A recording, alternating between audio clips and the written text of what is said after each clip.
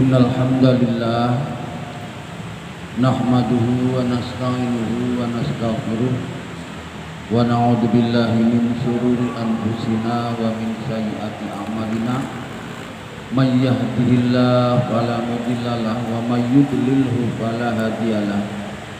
Allahumma shalli wa sallim ala sayyidina Muhammadin Rasulillah ibnu Abdillah alladzi la nabiyya ba'dah.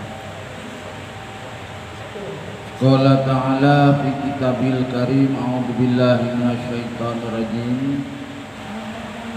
Ya ayyuhalladzina amanu taqullaha haqqa tuqatih wa la tamutunna illa wa antum muslimun. Wa qala a'udzu billahi minasyaitonir rajim. Yarfa'illahu alladzina amanu minkum walladzina utul ilma darajat. Wa qala Nabi sallallahu alaihi wasallam man salaka tariqan yaltamis bihi ilman sahalallahu lahu tariqan ilal jannah.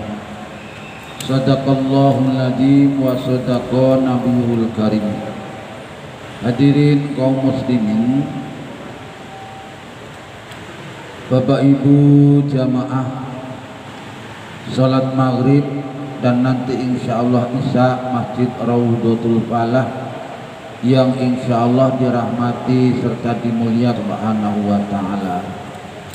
Puji syukur kita haturkan kehadirat Allah, mudah-mudahan seluruh rangkaian ibadah kita sekecil apapun selalu diridhoi dan diterima oleh Allah Subhanahu wa taala. Selawat salam kita haturkan kepada baginda junjungan kita, panutan kita, Nabi Agung Muhammad sallallahu alaihi wasallam yang telah banyak memberikan uswah, teladan, contoh-contoh kepada kita. Mudah-mudahan kita bisa melaksanakan sebaik-baiknya sesuai kemampuan kita, dan mudah-mudahan nanti lantaran semua ini di akhirat kita mendapatkan syafaatnya. Amin ya rabbal alamin. Jamaah kita lanjutkan taklim kita dalam waktu yang amat sangat singkat ini. Kita masuk ke bab yang baru, yaitu bab takwa. Seperti bab-bab yang lain, setiap awal bab kita disajikan terlebih dahulu ayat-ayat Al-Quran yang berkaitan dengan judul tersebut. Hadirin, beberapa ayat ini kita dapat lihat, diantaranya yang pertama adalah terdapat dalam surat Ali Imran yang menjelaskan tentang takwa. Allah berfirman, a'udzubillahi minasyaitonirrajim. Ayat ini hadirin sangat terkenal, sering disampaikan pada saat khutbah-khutbah Jumat. Kata Allah, ya ayyuhalladzina amanu taqullaha haqqa tuqatih. Ini mestinya ada lanjutannya, wala tamutunna illa wa antum muslimun. Ngaten gelek jumatan niku. Ya ayyuhalladzina amanu, hai orang-orang yang beriman. Jadi yang diseru itu adalah orang yang beriman. Supaya apa? Supaya ittaqullah, lebih meningkatkan takwa kepada Allah, haqqa tuqatih, dengan takwa yang sesungguh-sungguhnya takwa. Takwa sesuai dengan kemampuan, ini sesuai dengan ayat yang berikutnya, At-Taghabun 16, fattaqullaha mastata'tum. Takwalah olehmu sekalian wahai orang-orang yang beriman, iki nggih, takwalah kepada Allah mastata'tum, sesuai kemampuanmu masing-masing. Jadi hadirin, ngapunten rodok sariawanen iki. Untuk melakukan takwa, Allah perintah sesuai kemampuan kita, nggih, sesuai kemampuan kita. Jadi misalnya untuk menjalankan sholat gitu nggih, ini untuk urusan perintah. Bagi orang yang sakit, berada di rumah sakit itu hadirin, tidak bisa melakukan seperti apa yang sedang kita lakukan sebagai orang yang sehat ini. Mungkin kebersihannya nggih tidak tapi karena memang mampunya kayak gitu, boleh. Termasuk kita dalam perjalanan atau musafir nggih, kita kemudian tidak boleh alasan pakaianku kotor ngene terus leren sik salate dikodok engko. Ndak ada hadirin kodok itu nggih. Kodok itu hanya, ini juga sudah bolak-balik kita ingatkan, kodok itu hanya ada bagi orang yang lupa, betul-betul lupa, bukan ngelupa, lupa betul. Ndak ingat misalnya malam gitu, sakit asike acara rapat misalnya sampai larut malam, sakit malamnya lali gak sholat isya, eling-eling sudah besok, lah itu kodok boleh. Jam berapa panjenengan ingat ya saat itu juga panjenengan kodok. Ini kodok. Kemudian yang kedua, ketiduran apa tertidur itu bahasanya, yang tidak disengaja, sakit capeknya atau karena tidak enak badan atau apa karipan, ngantuknya luar biasa, turu keliwat biasanya malam bangun kemudian lanjutkan subuh. Ini karena satu dan lain hal, subuhnya kerinan, ketiduran tadi itu sampai jam 8 baru bangun, lah itu sholat kodok namanya. Jadi kodok itu yang ada cuma itu, karena lupa sama karena ketiduran. Jadi tidak ada kodok itu direncana, itu tidak ada. Misalnya ya tadi itu dalam perjalanan kok tak kodok, nah ini tidak ada. Kalau memang memungkinkan boleh dijamak, bahkan boleh dikosor kalau memang memenuhi syaratnya. Hadirin kembali, orang yang di rumah sakit itu mungkin pakaiannya banyak tidak bersihnya, bahkan mungkin menghadapnya karena ruangannya yang tidak memungkinkan. Tapi karena kondisinya seperti itulah namanya laksanakan takwa sesuai kemampuan. Mampu nih gitu ya dilaksanakan kayak gitu. Kayak tadi itu kembali dinyang.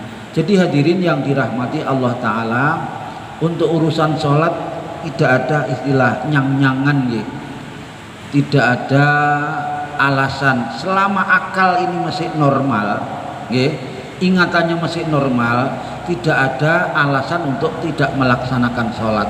Sholat itu istimewa. Jadi Nabi di dalam sebuah riwayatnya, ini kembali saya ingatkan, sebetulnya juga sudah balik-balik sholat di dalam ibadah kita, perintah Allah ini adalah bagikan kepala, hadirin, kepala di dalam tubuh kita. Jadi andaikan tubuh kita ini adalah contohnya ibadah, maka sholat itu adalah contohnya kepala. Mungkin orang tidak punya tangan, tidak punya kaki, tapi nyawane seono bisa hidup, hadirin. Tidak punya pokoknya selama kepalanya masih ada, nyawanya masih ada, insya Allah hidup. Tapi tidak demikian orang yang tidak ada kepalanya. Saya kepingin ruh di ono wong urip gak ono kepalane. Dan panjenengan bengi jam 2 itu ditok tok ono orang penting minta tolong, panjenengan buka pintunya, ternyata tamunya sikile muk situ nggawe tongkat itu, panjenengan enggak masalah, wong panjene orang cacat ada saja atau tangannya tidak ada satu atau kedua-dua tangannya enggak ada. Tapi saya tidak berani mengatakan jam 2 bengi panjenengan ditok-tok orang dibuka, tamune gak ono ndase misalnya. Dan mesti panjenengan gak wani nyopoe, gak wani, langsung ditutup malah jebret. Wah, tamune hantu tiba-tiba gak ono ndase. Gak mungkin, hadirin. Jadi orang tidak ada tangannya masih bisa hidup, tidak ada kakinya masih. Demikian pula ibadah ini, hadirin.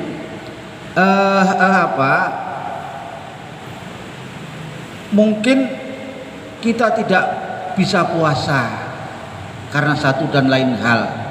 Boleh, tak puasa boleh kalau ada halangannya.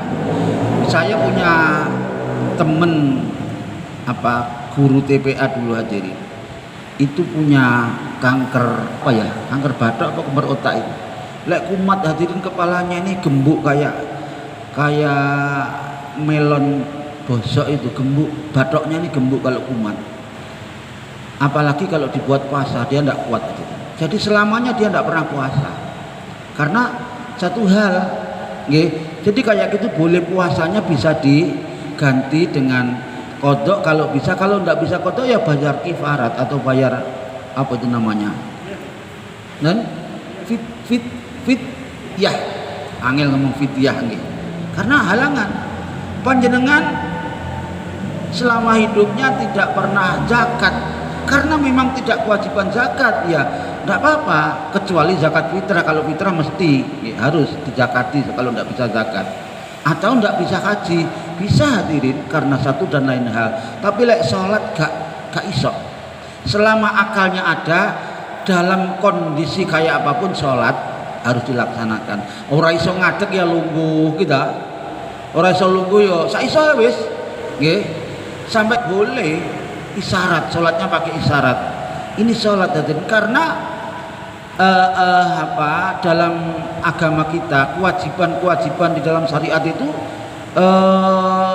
selain sholat semuanya melalui malaikat Jibril, nggih, wahyu atau Al-Qur'an, nggih. Poso ya kutiba alaikumusiyam kama kutiba alal ladzina min qablikum, melalui ayat, nggih. Haji ya gitu, puasa, zakat ya gitu. Sholat enggak hadirin, diwajibkannya sholat itu Nabi dipanggil, diundang oleh Allah Ta'ala, jemput, sholat dijemput. Jadi Nabi langsung ketemu Allah Ta'ala. Panjenengan gak usah takok, Nabi ketika menerima sholat itu bisa melihat Allah Ta'ala apa enggak. Ini pembahasannya panjang, saya pernah sendiri aja di YouTube hadirin, dawa banget nih, kan entek hadirin. Ketemu lihat Allah apa enggak, wakeh yang bahas gitu. Yang jelas pokoknya sholat itu diterima melalui hadirnya Nabi ke hadirat Allah Ta'ala sendiri. Karena itulah dalam perlakuannya, menjalankannya sholat tidak sama dengan kewajiban-kewajiban perintah yang lain. Jadi selama akal masih ada, tetap harus melaksanakan sholat. Apa iki mau kok iso hilang gitu.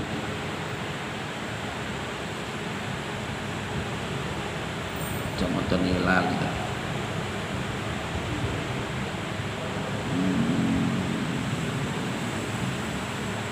Nah, ngene lho, urung kok ilang. Kembali tentang sholat hadirin, sholat itu ini ngomong sholat sih nggih.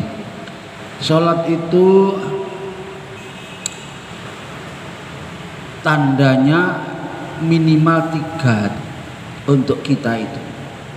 Kalau kita di dunia ini, panjenengan duwe KTP sudah ada catatannya, nama si A, agamanya apa. Melalui KTP sudah genah, oh orang ini Islam, dibuktiin itu KTP-nya. Di dunia, ya, nanti di hadapan Allah ndak, agamanya opon, Islam, nanti ono salate, catatannya gak ono salate, gak bisa dikatakan Islam hadirin. Makanya ada hadis yang agak ekstrim ya. Dari sini ini ambilnya. Hadis ekstrim itu yang membedakan muslim sama bukan muslim itu sholatnya. Masih ngaku Islam, kakaknya Islam, KTP-nya Islam, tapi tidak pernah sholat. Ini menurut hadis ini hadirin, dia tidak dibilang muslim. Menurut hadis ini ya, ini memang juga ada keterangan yang lain. Selama dia menyatakan Allah itu ada, ya, dia tidak melakukan sholat itu karena bukan dia mengatakan sholat itu tidak wajib, tidak penting, tidak ganggu. Nah, kalau dia tidak mengatakan seperti itu, sekalipun dia tidak melakukan sholat itu masih dibilang muslim. Dan menurut ini, pendapat ini, nek mati tetap harus disolati. Menurut pendapat ini. Tapi kalau pendapat yang pertama tadi yang ekstrim itu hadirin, gak sholat ya wis dudu muslim mawon. Alasannya tadi itu nanti di hadapan Allah Ta'ala ketika dia diperiksa, sekalipun diperlakukan oleh keluarganya sebagai muslim, mati disolati, ditalkini dan seterusnya, tapi dia tidak pernah sholat, di hadapan Allah Ta'ala dia tidak diakui sebagai orang yang muslim. Coba hati-hati mulakna mumpung seurip nggih, jek katik sekali-kali ninggalna sholat nggih. Kemudian hadirin, bagaimana Pak kalau wis mati dia hidupnya tidak sholat? Memang kalau nanti mati ditahlili sampai sekian hari tiap malam terus-terusnya, ya boleh saja kita mendoakan. Tapi sholat sekali lagi merupakan kunci utamanya. Karena itu hadirin, di tanda yang kedua bahwa sholat itu adalah apa? Satu hal yang menentukan nasib kita di hadapan Allah Ta'ala. Orang dalam catatan Allah Ta'ala itu nanti kan diperiksa seluruh ibadahnya, amalnya diperiksa. Yang pertama kali dilihat Allah Ta'ala itu adalah sholatnya. Fa in wujidat minhu tamatan kubilat minhu wasairi amalihi. Lek sholat itu ternyata dilihat Allah sempurna, maka diterima sholat itu beserta ibadah-ibadah yang lain. Mulakna monggo ojo angger sholat. Di samping tidak oleh meninggalkan sholat, sholat itu kita kerjakan sebaik mungkin, sekhusyuk mungkin. Memang berat sholat khusyuk itu, tapi harus kita upayakan sesuai kemampuan kita. Hadirin yang dirahmati Allah Ta'ala, lek kadek sholatnya rusak, ya sholat saja nih, tapi rusak sholatnya. Mungkin wudunya tidak tepat, sehingga tidak sah wudunya, tidak sah pula sholatnya. Mungkin syarat rukunnya. Hadirin, saya sering sekali melihat, makanya juga sering menyampaikan terutama ini, orang sholat itu yang kebanyakan tidak sempurna itu sujudnya. Gini apa nggih? Sujudnya ndak sempurna. Ono sing nek sujud niku bathuke tok sing nemplek, hidungnya ndak. Padahal harus semuanya. Nggih, 7 anggota sujud itu ketika sujud harus nemplek. Ini bolak-balik saya ingatkan, mungkin ada yang lupa. Soalnya saya sering lihat hadirin. Kemudian yang kedua yang sering fatal itu ketika sujud sikilnya mboten mancat. Mancat itu jari-jarinya itu diarahkan ke arah kiblat. Bahasa Jawanya mancat, bahasa Indonesianya saya belum tahu. Nggih. Oleh ngarang lho nggih. Mboten oleh ngarang. Ngarang itu hanya ada pada pelajaran Indonesia, bahasa Indonesia, yang lain tidak ada. Kemudian yang juga sering salah itu ini, lengannya ini ditemplek nolak sujud. Sering lihat saya orang wis tuwa ngoten arep tak elingno, saya bolak-balik ngilingno. Hadirin, justru tak elingno dengan apa? Dengan halus, dengan tak lemsik. Lu sisuke ngono gak nang masjid malian hadirin. Dilingno apa? Maksudku ben apa ternyata malah ndak. Ini ndak boleh nih ketika sujud nemplek di bawah. Nabi menggambarkannya jelek nih. Jangan sampai kita sujud lengannya nemplek di lantai. Ini yang sering kita lihat fatal. Kemudian hadirin, ada juga orang yang ini, kalau yang ceramah Ustadz Ali Jaber itu sangat ditekankan, sholat tidak akan sah manakala tidak tumuk ninah. Khusyuk tidak akan tercapai kalau tidak tumuk ninah. Tumuk ninah itu andaknya alon-alon, terus ono apa ya istilahnya, selah-selahnya. Jadi begitu rukuk plek enten mandek sik. Nggih, mandek sik, minimal mandek ketok mandeke. Terus baca apa tasbih sekali minimal. Lebih banyak lebih bagus. Subhana Rabbiyal Azimi ngoten pun cukup saja niki. Sing penting tumuk ninahnya. Nggih, cek sampai gak tumuk ninah. Gak iso khusyuk lek gak tumuk ninah. Demikian pula rukun-rukun yang lain. Maka Ustadz Ali Jaber almarhum itu hadirin menerangkan sholat mesti tumuk ninah ditekankan. Orang tidak akan bisa khusyuk kalau tidak tumuk ninah. Mudah-mudahan kita bisa memperbaiki sholat kita nggih, karena sholat itu adalah satu amaliyah yang akan menentukan nasib kita nanti di hadapan Allah Subhanahu wa taala. Jadi hadirin, kalau Nabi pernah ditanya oleh malaikat tentang ihsan, ihsan itu adalah berbuat baik termasuk sholat. Sholat ubaka annaka tarahu. Allah seakan-akan melihat Allah saking khusyuknya. Itu banget, nggih. Kayak orang yang telepon itu tidak melihat yang ditelepon, tapi dia konsentrasi betul karena sambung. Nah, kita sholat juga harus begitu, sambung dengan Allah Subhanahu wa ta'ala.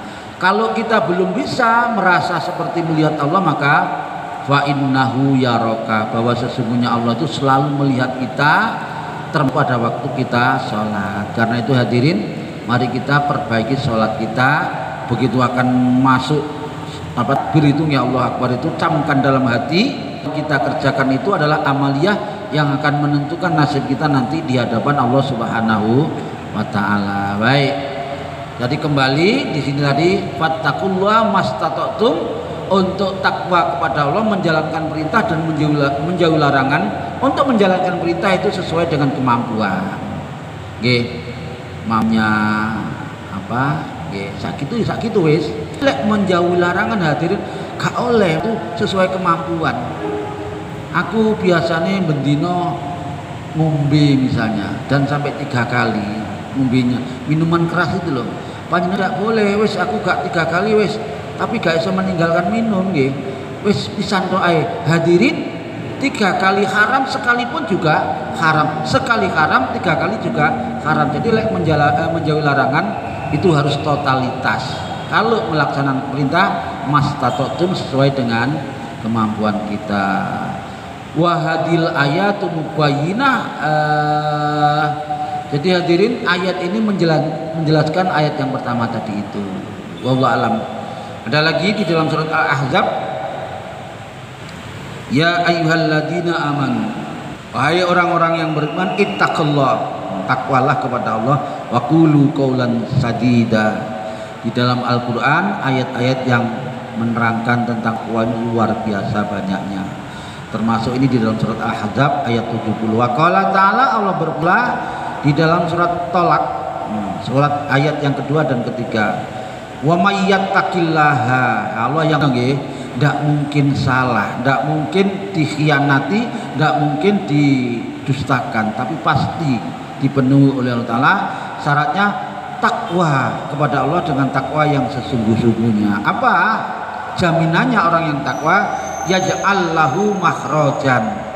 Setiap ada persoalan Allah kasih jalan keluarnya, apapun persoalannya, baik individu maupun kelompok, baik keluarga maupun apa di luar keluarga. Pokoknya orang yang takwa itu selalu diberi jalan keluar oleh Allah Subhanahu wa Ta'ala. Hadirin, kalau mungkin orang yang menemukan persoalan tidak ketemu jalan keluarnya, perlu koreksi kembali takwanya.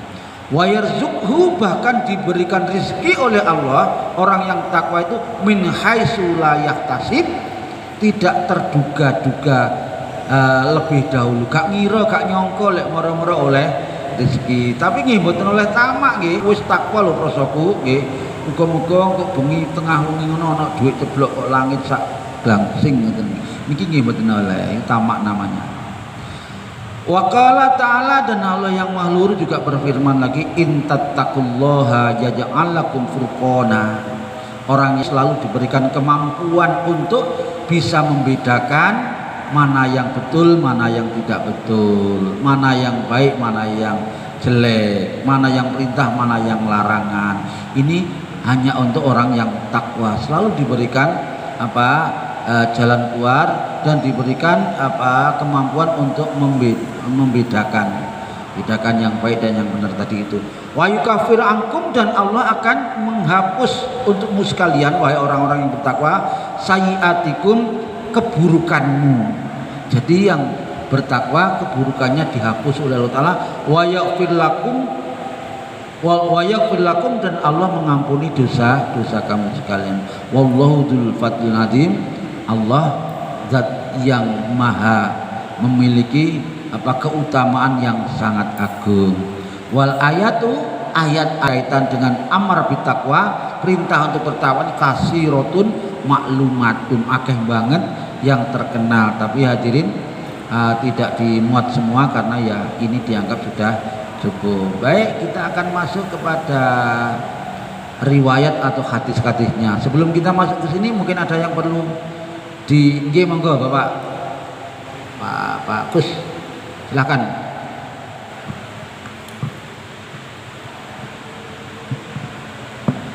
Assalamualaikum warahmatullahi wabarakatuh. Waalaikumsalam warahmatullahi wabarakatuh. Pak Ustadz, ini saya ingin menanyakan satu kejadian yang menyangkut masalah keyakinan. Teman saya ini adalah salah satu pimpinan juga, itu asalnya dari Sumatera dan keluarganya memang banyak yang meyakini Nasrani, namun dia berkeluarga dengan orang Jawa di daerah Madiun. Iya Pak ya. Nah kemudian dia itu ngikuti istrinya untuk masuk ke dalam agama Islam. Keluar dari Islam. Ya. Nah selama dalam waktu aktif menjalankan dinas, dia itu banyak sekali dimutasi. Jadi kadang-kadang jarang pulang ke rumah keluarganya. Tapi dia aktif dalam melaksanakan ibadah sholat. Ibadah agamanya yang baru. Ibadah agama Islam. Nah, kemudian suatu saat jatuh, dia itu sakit sampai meninggal, Pak Ustadz. Nah, disinilah yang terjadi permasalahan.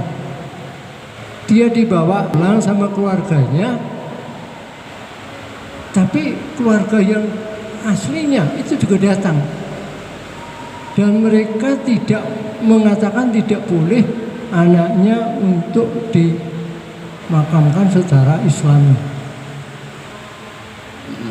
Tapi keluarganya, istrinya, sama mertuanya, sama anak itu sudah tahu persis bahwa dia itu kepatuhannya dalam melakukan ibadah bagus sekali gitu.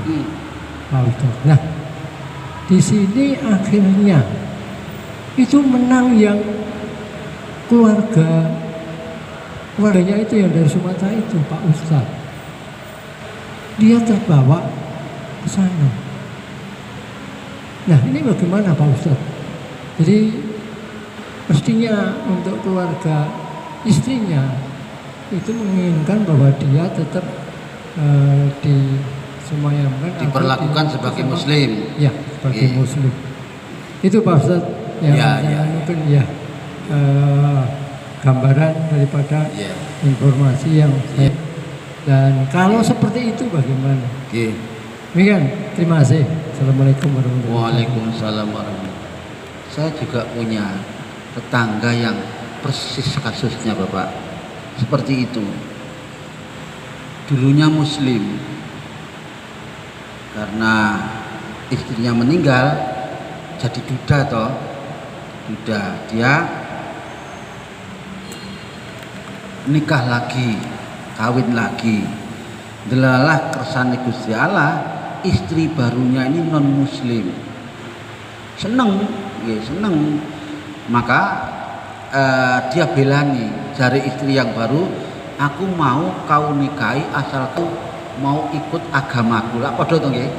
Nah hadirin, dengan kata-kata seperti itu kalau dia sudah menyatakan keluar dari Islam, ya sudah riddah namanya, murtad.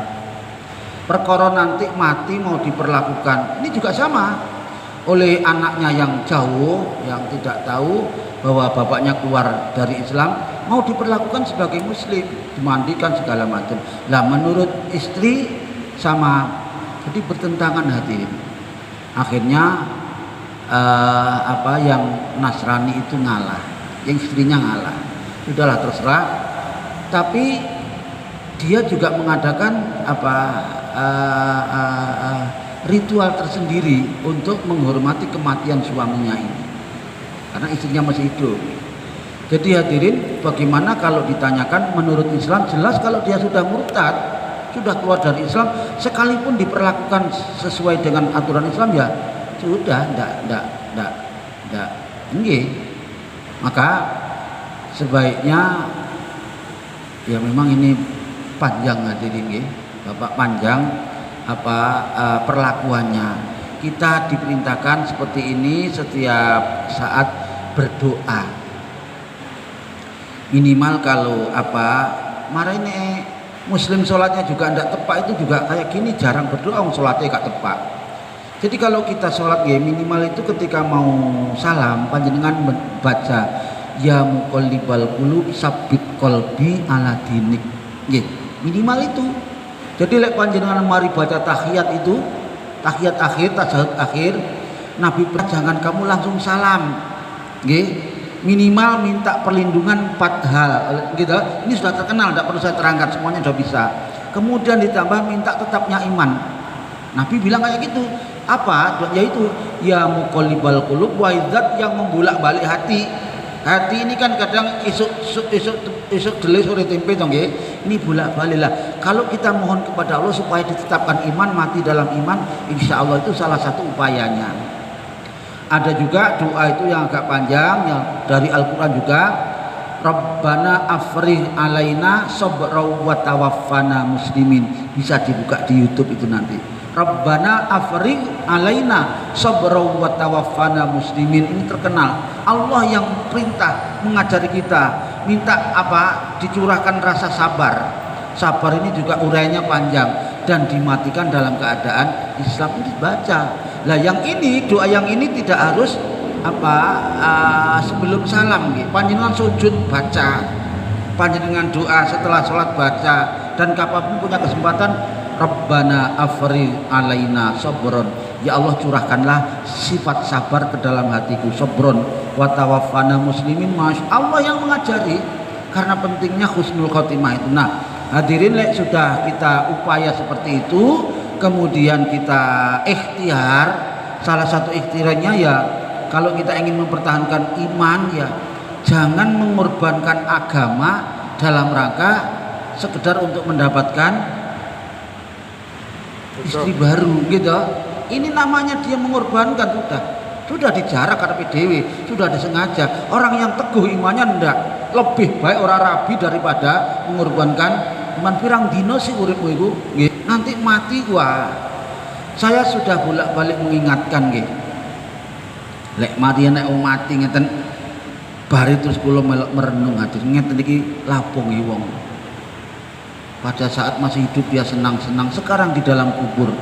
Hadirin, sekalipun di dalam kubur yang sempit kayak gitu, yang gelap gulita, tidak ada temennya, adanya binatang-binatang tanah, kalau dia minimal sholatnya saja yang baik, minimal sholatnya baik sempurna, syukur kalau dia tambah banyak baca Al-Quran, terutama surat Al-Mulk itu ya. Surat Al-Mulk ini surat untuk untuk keindahan, kenikmatan, kemewahan di dalam alam kubur. Tentu saja setelah dia memperbaiki sholatnya, ojo membaca surat Al-Mulk saja tapi sholatnya gak. Nah, sing terutama sholat. Jadi minimal sholat, syukur kalau panjenengan tambah tadi itu sedekah sing akeh. Insya Allah dijamin, sekalipun sudah di dalam kubur yang seperti itu aman sentausa. Ngoten nggih? Ya ada kasus kayak gitu. Makanya orang yang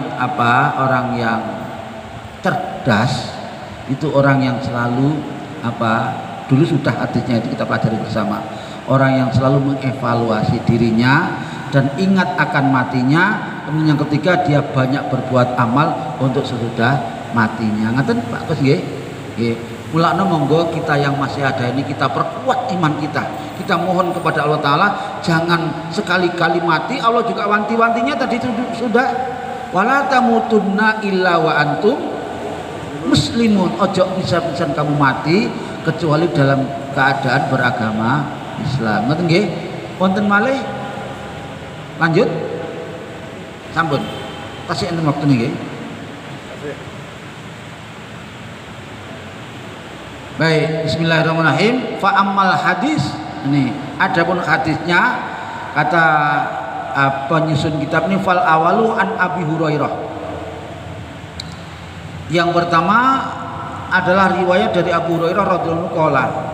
Gila, Rasul pernah ditanya, ya Rasulullah, man akramun nas, manusia yang kaya apa wahai Rasul, yang paling mulia, yang paling ya mulia nggih, baik di dunia maupun di hadapan Allah Ta'ala nanti. Qala, Nabi menjawab, atqahum, yang paling mulia itu adalah orang yang paling bertakwa. Ini seiring juga dengan firman Allah Ta'ala, inna akramakum indallahi atqakum. Faqalu, rupanya hadirin, sing takwa itu tidak memaksudkan ini.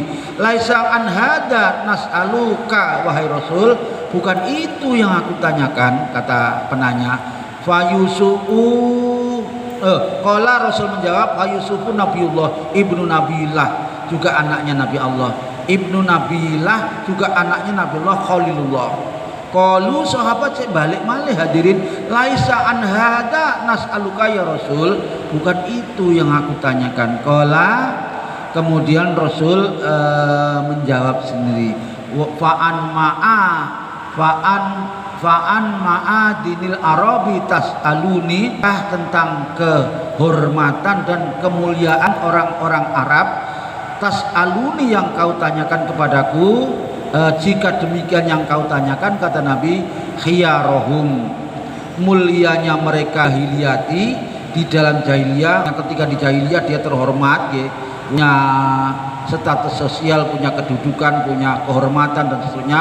Khiyarohum fil Islam, nanti ketika dia masuk Islam itu dia tetap menjadi orang yang mulia. Idza faqahu, kalau dia cerdas. Nggih. Dulu di zaman jahiliyah dia terhormat karena satu dan lain halnya. Ketika dia hijrah masuk ke dalam Islam, dia akan tetap terhormat manakala idza faqahu, jika mereka memahami tentang syariat-syariat dan menjalankannya. Wallahu a'lam bishawab. Tasik enten waktune? Tasik. As-sani, riwayat yang kedua, an Abi Sa'id Al-Khudri radhiyallahu anhu anin Nabi sallallahu alaihi wasallam qala innad dunya khulwatun. Nggih, dunia itu manis, nggih. Hadiratun, dan menggiurkan. Makanya hadirin, tidak jarang manusia oleh membelani dunia ini direwangi mengorbankan akhiratnya, mengorbankan ibadahnya, karena dunia memang manis, nggih, dan menggiurkan. Wa innallaha mustakhlifakum, sesungguhnya Allah menjadikan pewaris fiha, di dunia, urusan dunia ini kita dijadikan pewarisnya hadirin tentang urusan dunia. Fa yang duru kaifa ta'malun, setelah itu nggih, kita yang dipasrai, diamanati oleh Allah tentang dunia, kita yang diberi oleh Allah tentang dunia, kita yang diamanati oleh Allah tentang dunia. Kemudian setelah kita diberikan dunia, maka fa yang duru, Allah akan memperhatikan, Allah akan mengoreksi kaifa ta'malun, bagaimana engkau memperlakukan dunia ini. Dari mana kau peroleh dunia itu, kemudian kau tasarufkan, kau gunakan untuk apa? Fattaqud dunya, maka hati-hatilah tentang dunia. Wattaqun nisa, juga hati-hati di dalam ngurus rumah tangga tentang wanita, karena wanita yang paling indah, yang paling baik itu adalah wanita yang solehah. Karena itu hadirin, beruntung yang luar biasalah yang mendapatkan istri wanita yang solehah. Karena itu hadirin, kalau istrinya kurang soleh, hati-hati dengan istri yang kurang atau bahkan tidak soleh.